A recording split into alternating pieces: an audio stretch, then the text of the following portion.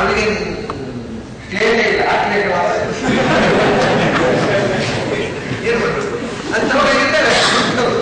ಏನೋ ಅಸಂಗತವಾದಂತಹ ವಾದವನ್ನು ತಲೆಯಲ್ಲಿಟ್ಕೊಂಡು ಅದನ್ನೇ ಕೂತ್ಕೊಳ್ಳೋದು, ಅದಕ್ಕಿಂತ ಹೊರಗಿನ ಪ್ರಪಂಚಕ್ಕೆ ಬರೋದು. ಈಗ ಆಚಾರ್ಯರು ಹೇಗೆ ಅನೇಕಾರ್ಥಕವಾದಂತಹ ಪದಗಳಿಂದ ಮಂಗಳಾಚರಣೆಯನ್ನು ಮಾಡಿದ್ದಾರೆ ಎಂಬುದನ್ನು ತೋರಿಸೋದಕ್ಕೋಸ್ಕರ ಒಂದು ದೃಷ್ಟಾಂತ ತಮ್ಮ ಮುಂದೆ ಬಿಡಿಸ್ತಾ ಇದ್ದೇನೆ. ಸದಾ ಸದಾ ಸರ್ವಜ್ಞ ನದೀಭಿರಾಪ್ಯ ಕೃಷ್ಣಾವತಾರೋ ಹರಿರೇಖ ಸಾಗರ. ಇದು ಬಹಳ ಪ್ರಸಿದ್ಧವಾದ ಸಮಾನ ಮಂಗಳಾಚರಣೆ ಹೇಳ್ತಾರೆ. ಆದರೆ ನಾವು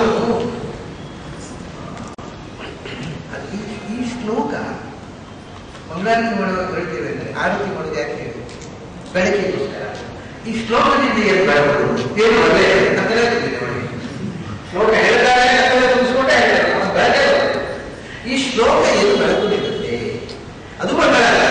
ನಿಜವಾದ ಮಂಗಳಾರತಿ ಅಂದರೆ ಈ ಶ್ಲೋಕದಿಂದ ಜ್ಞಾನದೀಪ ಅರಳಿದರೆ ಅವಾಗ ದೇವರಿಗೆ ನಿಜವಾದ ಮಂಗಳಾರತಿ ಆಗಿದೆ. ಸದಾ ಸದಾತ್ಮಜ್ಞ ನದೀಭಿರಾಮ್ಯ ಅನ್ನೋದಕ್ಕೆ ನಾನು ಬರೆದಂಥ ಅರ್ಥಗಳನ್ನ ಸಂಸ್ಕೃತದಲ್ಲಿ ಬರೆದಿದ್ದೇನೆ, ಓದಿ ಅದರ ವಿವರಣೆ ಹೇಳ್ತೇನೆ ನಾನು. ಸದಾ ಸದಾತ್ಮಜ್ಞ ನದೀಭಿ ಎನ್ನುವುದಕ್ಕೆ ಪ್ರಸಿದ್ಧವಾದ ಗೊತ್ತುಂಟ. ನಿರಂತರ ಅದರ ಮೊದಲು ಸದಾ ಆತ್ಮನಿ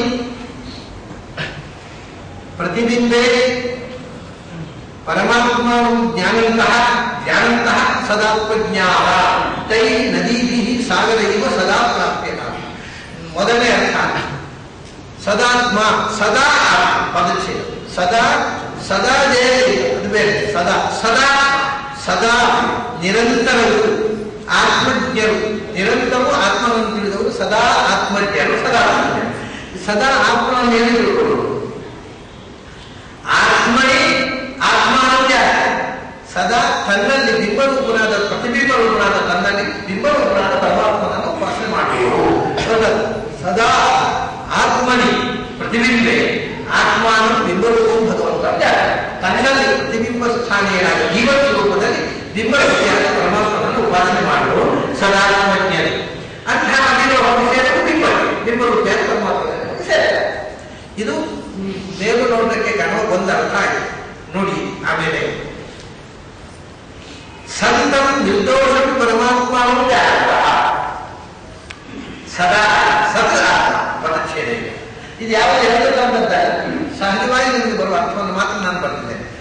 ಎಳೆದು ತಂದು ಅರ್ಥ ಮಾಡೋದಿದ್ರೆ ನೂರಾರು ಅರ್ಥ ಮಾಡೋದು. ಆ ಕೆಲಸವನ್ನು ಎಲ್ಲೂ ಮಾಡಿ ಎಳೆದು ತರುವುದಲ್ಲ. ಅದು ಓದಿದ ತಕ್ಷಣ ಸಹಜವಾಗಿ ಎಷ್ಟು ಅರ್ಥಗಳನ್ನು ನಮ್ಮ ಮನಸ್ಸನ್ನು ಮಾಡಿ ಬರಬೇಕು. ಸಂತಂ ಆತ್ಮಾನು ಜಾನಂತಿ ಸಂತಂ ನಿರ್ದೋಷಂ ಪರಮಾತ್ಮನೂ ಜ್ಞಾನ. ಸದಾತ್ಮ ಜ್ಞಾನಕ್ಕೆ ಸತ್ ಆತ್ಮ ಸದಾ ಆತ್ಮಜ್ಞಾನ ಇದೆ. ಸತ್ ಸತ್ ಅಂದ್ರೆ ಸತ್ವಂ ನಿರ್ದೋಷತ್ವಂ ತಿರುಗುಬಿಟ್ಟಾಚಾರ. ಪರಮಾತ್ಮನನ್ನು ಸತ್ ಅಂತ ಹೇಳಿದವರು ಅಂದ್ರೆ ಅವನು ದೋಷ ದೂರ, ನಮ್ಮ ಹಾಗೆ ಯಾವ ದೋಷವೂ ಭಗವಂತನಲ್ಲಿಲ್ಲ ಅಂತ. ಭಗವಂತನ ನಿರ್ದೋಷದ ಉಪಾಸಕರು ಎನ್ನುವುದ ಸಂತಂ ಪರಮಾತ್ಮನು ಜಾಗೃತಃ.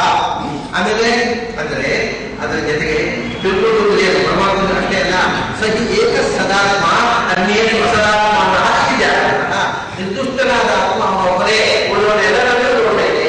ನಿರ್ದುಷ್ಟರಾದ ಇನ್ನೊಂದು ಆತ್ಮ ಇಲ್ಲ ಸದಾತ್ಮ. ಆಮೇಲೆ ಸನ್ ಸನ್ ಅಂತಂದ್ರೆ ನಿರ್ದುಷ್ಟ ಅಂತ ಆಯ್ತು ಒಂದಲ್ಲ.